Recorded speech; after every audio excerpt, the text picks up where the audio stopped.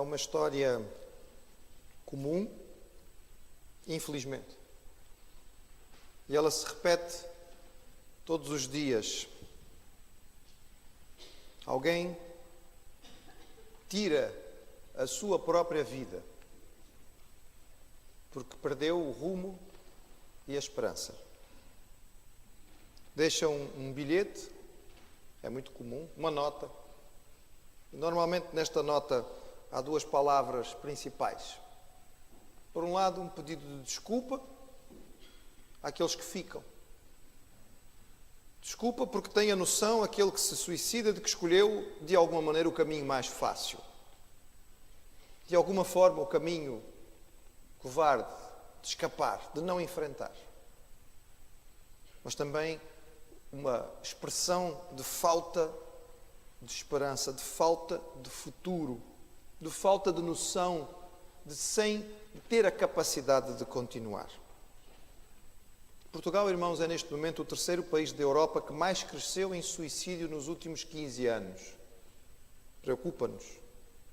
São 5 portugueses por dia, são mais de 2.000 por ano, que tiram a sua vida. Um país como o nosso, com quase 500.000 deprimidos. O suicídio é a resposta final de quem perdeu qualquer ideia de futuro. Nossa visão do futuro, irmãos, é muito importante. Ela determina, nossa visão do futuro, determina em grande parte o que nós vamos viver no presente. Muitos, talvez quase todos, os que cometem suicídio o fazem exatamente porque não conseguem mais ter uma perspectiva qualquer de futuro. Aquela famosa luz ao fundo do túnel já desapareceu há muito tempo. Só vem o túnel escuro. Não conseguem ter expectativa. Para eles, não há futuro. A sociedade em que temos vivido, ainda hoje de manhã lembrávamos, esta sociedade voltada para si mesma, que vive para o seu próprio prazer, leva o homem a esta situação de desespero. Uma sociedade que é narcisista, que está dependente do prazer e do sucesso, não consegue suportar as dificuldades. E por isso as pessoas abandonam a esperança. Mas o cristão, irmãos, que vive pela palavra de Deus, ele sabe que o seu futuro reserva-lhe vitória e glória. Talvez, nesta vida, é onde estamos habitando um planeta cujo príncipe deste mundo é o inimigo das nossas almas, nós ainda vamos lutar com dificuldades, nós ainda vamos passar por situações difíceis, mas nós temos a presença confortante, a presença que nos traz vida diferente do Senhor. E nós temos no futuro a perspectiva da volta de Jesus, na qual teremos a nossa glorificação final, a glorificação de todos os que nele creram. É baseado nesta expectativa, irmãos, que Paulo escreve as 2 cartas que ele mandou para a igreja de Tessalónica. Temos estado a gastar algum tempo com estas cartas. O tema central das 2 é este, o futuro, a volta de Jesus. Paulo deixara aquele grupo, tendo que fugir rapidamente da cidade, deixar um grupo que estava vivendo um momento difícil, um grupo que estava sendo perseguido, um grupo que estava sofrendo, um grupo que estava correndo risco de vida, e ele deixa-os, mas deixa-os com esta esperança viva de que Jesus vai voltar, de que a justiça vai ser feita, de que Deus não se esqueceu dos seus. E na segunda carta, começamos a ver há alguns domingos atrás, vimos que depois da primeira ter sido levada, houve resposta e algumas coisas estavam indo muito bem, mas algumas coisas ainda não estavam bem certas. Então Paulo escreve outra vez à mesma igreja, passado talvez menos de 2 meses, e Paulo novamente incentiva, enfatiza este aspecto. E no capítulo 1, como vimos na semana passada, nos primeiros versículos, e principalmente aí na parte central do capítulo 1, os versículos de 6 a 10, o irmão pode abrir a sua Bíblia em 2 Tessalonicenses, capítulo 1, nesta parte dos versículos de 6 a 10, Paulo lembra esta expectativa e esta convicção que ele tinha a respeito da volta do Senhor Jesus. E ele diz aos crentes, em 2 Tessalonicenses 1, de 6 a 10, se de fato é justo diante de Deus que deem paga a tribulação aos que vos atribulam, e a vós que sois atribulados descanso conosco, quando se manifestar o Senhor Jesus desde o céu com os anjos do seu poder, como labareda de fogo, tomando vingança dos que não conhecem a Deus e dos que não obedecem ao Evangelho de nosso Senhor Jesus Cristo, os quais por castigo padecerão a eterna perdição ante a face do Senhor e a glória do seu poder, quando vier para ser glorificado nos seus santos e para se fazer admirável naquele dia em todos os que creem, porquanto o nosso testemunho foi querido entre vós. Esta é a afirmação de Paulo. Ele depois vai desenvolver o tema, mas é baseado nisto, irmãos, que ele faz então uma oração. Uma oração pelos crentes, uma oração pela igreja de Tessalónica. E é, sem dúvida, interessante para nós saber o que é que Paulo orava. Vimos com os irmãos que estas duas cartas não são exatamente o primeiro escrito, mas têm muito provavelmente esta categoria de ser o primeiro escrito do Novo Testamento. Explicam-nos, com menos de 20 anos da subida de Jesus ao céu e da sua vida aqui no mundo, menos de 20 anos tinham-se passado, temos uma ideia de como funcionava a igreja e como seria a oração daquele tempo. Como orariam aqueles que dirigiam a igreja? Tirando as orações que encontramos em Atos dos Apóstolos, esta provavelmente é dos primeiros exemplos de oração dos cristãos do primeiro século. O que é que Paulo pedia a Deus para os crentes de Tessalónica? Não temos dúvida, irmãos, de que aquilo que ele pedia para aqueles crentes há tanto tempo atrás também é necessário para os servos de Jesus hoje, no século XXI, numa cidade como Lisboa. E o que é que ele pedia? Vamos ver, irmãos, versículo 11 e 12. São a oração de Paulo pelos Tessalonicenses. Ele diz, pelo que também rogamos sempre por vós, para que o nosso Deus vos faça dignos da sua vocação e cumpra todo o desejo da sua bondade e a obra da fé com poder, para que o nome do nosso Senhor Jesus Cristo seja em vós glorificado e vós nele, segundo a graça de nosso Deus e do Senhor Jesus Cristo. Vamos olhar para esta oração, irmãos. Paulo começa fazendo uma ligação daquilo que ele pede em oração com aquilo que ele tinha acabado de dizer. Paulo dá a entender que a sua oração é baseada no que ele tinha acabado de falar. A tradução que nós poderíamos fazer aqui, nestas primeiras palavras, pelo que também, poderia ser, por exemplo, conscientes disto, não é? Conscientes de que o Senhor vai voltar e Ele vai estabelecer a justiça e nós vamos ser glorificados com Ele, nós oramos por vós. Ou poderíamos parafrasear de outra maneira, como nós sabemos, temos claro, que este dia extraordinário da vinda de Jesus está no nosso futuro, então nós oramos por vós. É baseado na certeza de que Jesus vai voltar, na garantia desta esperança que nós temos convicta de Jesus em glória, da elevação da igreja, da justiça aplicada no mundo em relação a nós e a todos, que Paulo ora. E esta esperança e esta visão do futuro o levam a orar desta maneira. Só um parênteses breve aqui, irmãos. Vamos lembrar que a nossa convicção sobre a segunda vinda de Jesus, firmes nas promessas. Porque nós temos a primeira vinda como a prova daquilo que virá. Assim como o Senhor foi prometido, e havia tantas profecias, tantas promessas, e elas se cumpriram cabalmente, sem faltar absolutamente nada na primeira vinda, nós também temos a certeza, irmãos, que a segunda vai se cumprir. O Senhor vai voltar. A certa altura, talvez aqueles que esperavam a primeira vinda já estavam desanimados. No tempo em que Jesus chegou, o grupo que ainda vivia à expectativa da sua chegada era pequeno. Não é? Nós lemos que ali no templo havia 2 anciãos, Simeão e Ana, que ficaram tão felizes e perceberam que o Messias tinha vindo, mas talvez para a grande maioria já era apenas uma coisa que estava no vazio, muito distante. Talvez hoje, quando nós dizemos a alguma pessoa que nunca ouviu esta ideia, dizemos a elas, nós temos a certeza que Jesus vai voltar. Olhem para nós, De onde é que este indivíduo, de onde é que esta pessoa saiu? Em que mundo que esta pessoa vive? Que coisa mais estranha. Mas se calhar, irmãos, era esta a expectativa naquele tempo. Lembro-me de ler um livro que imaginava e romanceava os judeus ali naquele período da volta da chegada de Jesus. E ele colocava então num diálogo entre um judeu que vivia na expectativa da vinda do Messias e outro que, mas tu ainda acreditas nisto? Quantos milhares de anos já passaram? E talvez alguém diga, mas já passaram 2000 anos desde que Jesus foi embora. Mas irmãos, Pedro escreveu e disse que para Deus 1000 anos é como um dia, irmãos. 1000 anos é como um dia. Sabe de uma coisa, meu irmão? O seu futuro para Deus já é passado, irmãos. O seu futuro para Deus não é passado porque Deus não tem presente, passado e futuro, Ele só tem presente. Mas o seu futuro, Deus já está lá. Já chegou, já passou. Tudo aquilo que nós tínhamos que viver, o Senhor já esteve lá. E nós podemos ter esta confiança. E a palavra nos dá a garantia, irmãos, firmes nas promessas, significa que nós sabemos que Jesus vai voltar.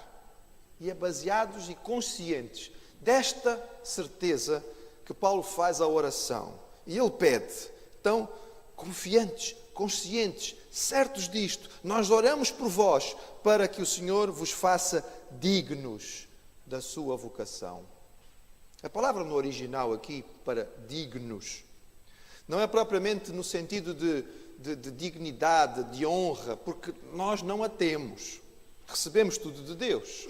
A palavra aqui poderia ser mais bem traduzida pela ideia de capacitados, feitos aptos, repletos com as qualidades necessárias para.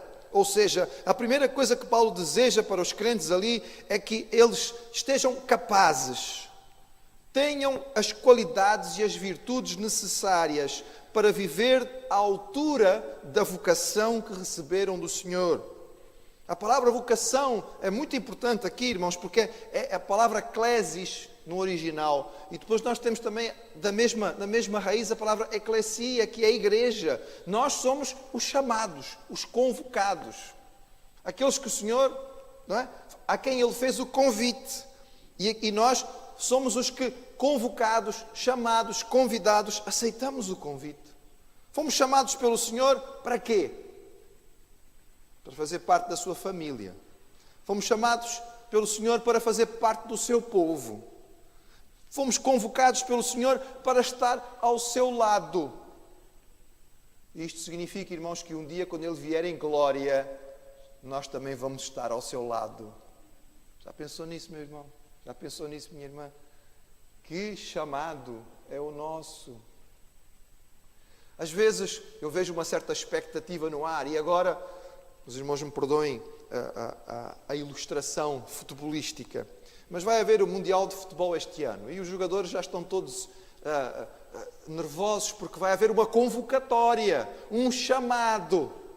Vão ser convocados, vão ser chamados alguns jogadores, não cabem muitos lá, não é?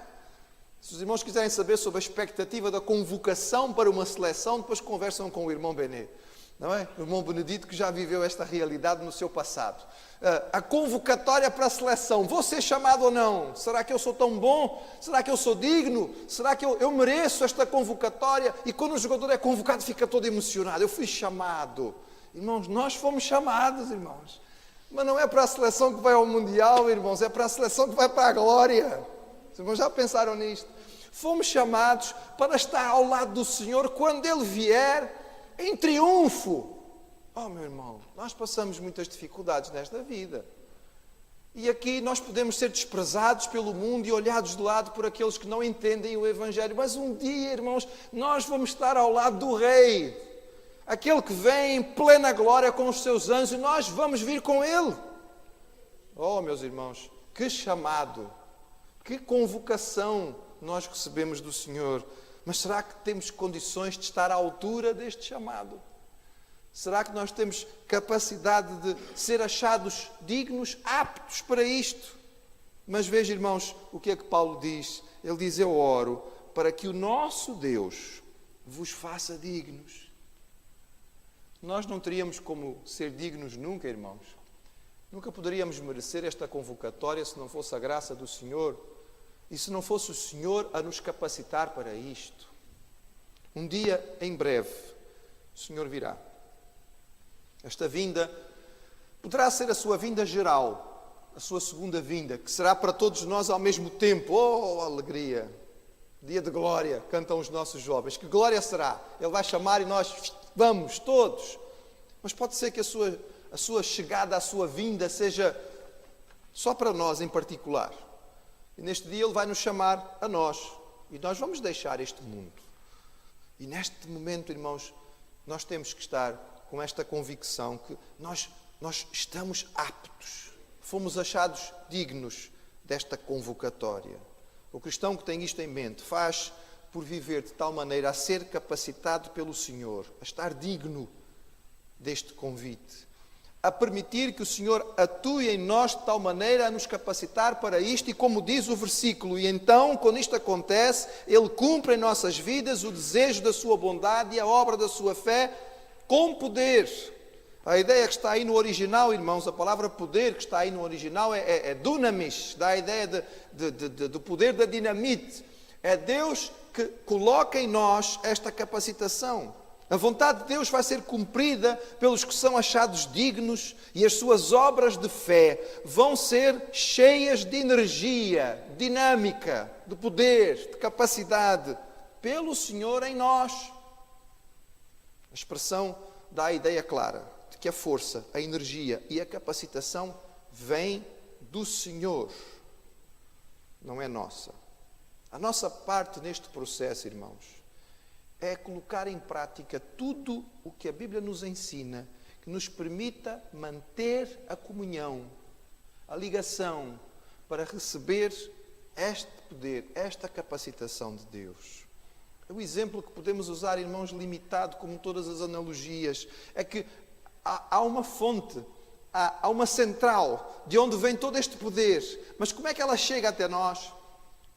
Nós temos aqui, não é? Apertamos ali um botão e de repente há luz. Mas esta lâmpada não produziu a luz. Em algum lugar há uma central produzindo esta energia. Mas para que ela possa chegar aqui, o fio tem que estar ligado à central. Porque se não estiver, irmãos, a central pode ser poderosíssima. Não vai haver luz. E nós, irmãos, não podemos produzir esta energia nem esta luz. Mas nós temos a responsabilidade de manter o fio ligado.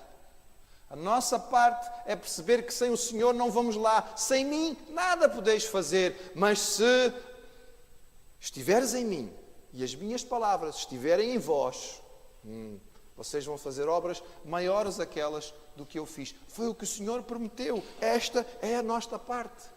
Irmãos, e quando isto acontece, diz Paulo na sua oração, para que ele ora, ele deseja que nós sejamos capacitados pelo Senhor, que Ele possa passar para nós o seu poder, a sua energia, para que nós possamos fazer a obra e a sua vontade seja cumprida, porque o alvo de tudo isto é para que o nome do nosso Senhor Jesus Cristo seja em vós glorificado. Eu confesso, irmãos, que isto é sempre, e eu já vos disse isto várias vezes, que é sempre um ponto da palavra que me impressiona. Como é que nós, tão limitados, podemos dar glória ao nome do Senhor? Como é que é possível? Nós, pecadores, que se não fosse a misericórdia extraordinária do Senhor, que trouxe Jesus para morrer na cruz por nós, neste estado, como é que nós podemos de alguma maneira dar glória ao nome do Senhor? Mas, irmãos, o mistério da palavra é este. Nós não somente fomos salvos, mas podemos viver de tal maneira a glorificar o nome do Senhor Jesus. E isto é repetido várias vezes na palavra. É mistério, mas é um mistério que Deus quer que exista. Ele vai produzir em nós, Ele vai agir em nós, de tal maneira a que possamos ser reflexo da sua glória. Porque nós fomos criados à imagem e semelhança do Senhor, para refletir a sua glória, para mostrar o seu poder. E é possível que isto aconteça, irmãos. E esta ação extraordinária de Deus em nós, quando ela realmente acontece, à volta o nome do Senhor é glorificado. E o tremendo é saber, como diz a oração, que o nome do Senhor Jesus Cristo seja em vós glorificado e vós nele. Porque não somente o Senhor permite, através da sua ação em nós, que o seu nome seja glorificado, mas Ele também a nós nos honra e glorifica nele. Jesus já tinha dito aos seus discípulos: se vocês me confessarem diante dos homens, eu vou vos confessar diante do meu Pai que está nos céus. Vocês vão viver para a minha glória, eu também vou vos honrar diante do meu Pai. E novamente, irmãos, nós ficamos impressionados e não podemos a não ser dizer: Senhor, é a tua graça, louvado seja o teu nome. Eu não consigo entender a 100%, mas eu aceito, Senhor. É algo que vem de ti, é maravilhoso demais, mas eu quero, eu preciso. Esta é a maneira que eu quero viver, porque eu fui criado para isto. Mas a oração de Paulo ainda não terminou. Como se não tivesse sido suficiente ele dizer que nós somos tornados dignos por Deus e que é Ele que atua em nós através do seu poder, ele ainda enfatiza isto mais uma vez e diz: segundo a graça de nosso Senhor, do nosso Deus e do Senhor Jesus Cristo. Segundo a graça. O Senhor cedeu, sua graça é dom imerecido e Ele cedeu livremente por nós. Jesus disse: ninguém me tira a vida.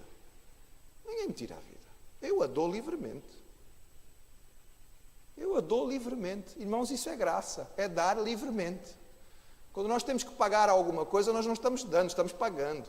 Quando alguém nos pressiona, não estamos dando, estamos sendo pressionados. Graça é quando eu dou, sem que o outro mereça, sem que o outro me pressione, sem que o outro me peça. Eu dou livremente porque eu quero. E Jesus deu livremente.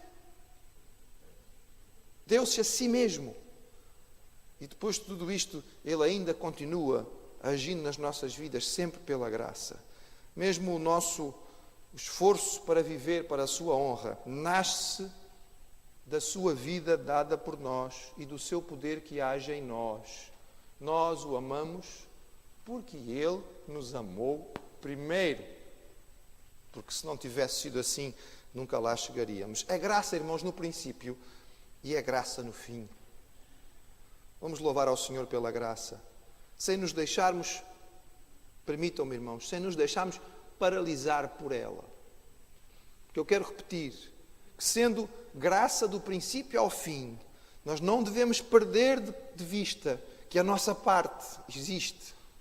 E esta parte é trabalhar em tudo aquilo que a palavra nos disse, que mantém a comunhão, que mantém a ligação, porque de outra maneira o Senhor não pode fazer a obra. Manter o canal limpo é responsabilidade nossa, para que a graça possa fluir, para que o poder possa chegar, para que nós possamos viver para a glória do Senhor e Ele também possa manifestar a sua glória em nós. Permitam-me fazer uma paráfrase, ou seja, uma tradução mais alargada, mas talvez mais fácil de entender então, desta oração que Paulo faz. E seria mais ou menos assim: pelo facto de sabermos que o dia extraordinário em que Jesus voltará em sua glória e nos honrará com Ele virá em breve, oramos por vós todo o tempo, para que o nosso Deus vos faça aptos e dignos para o chamado que vos deu. E oramos para que a sua energia vos encha de modo a cumprirem a vontade bondosa de Deus e a verem as vossas obras de fé sendo validadas. E deste modo darão honra ao nome de Jesus. E Ele vos honrará, sabendo nós que por trás de tudo isto está a graça de Deus e de Jesus, que é a sua dádiva de si mesmo, livremente, por nós e para nós. Louvemos ao Senhor, agradecendo pela sua graça e recebendo o seu amor que foi tão livremente dado por nós.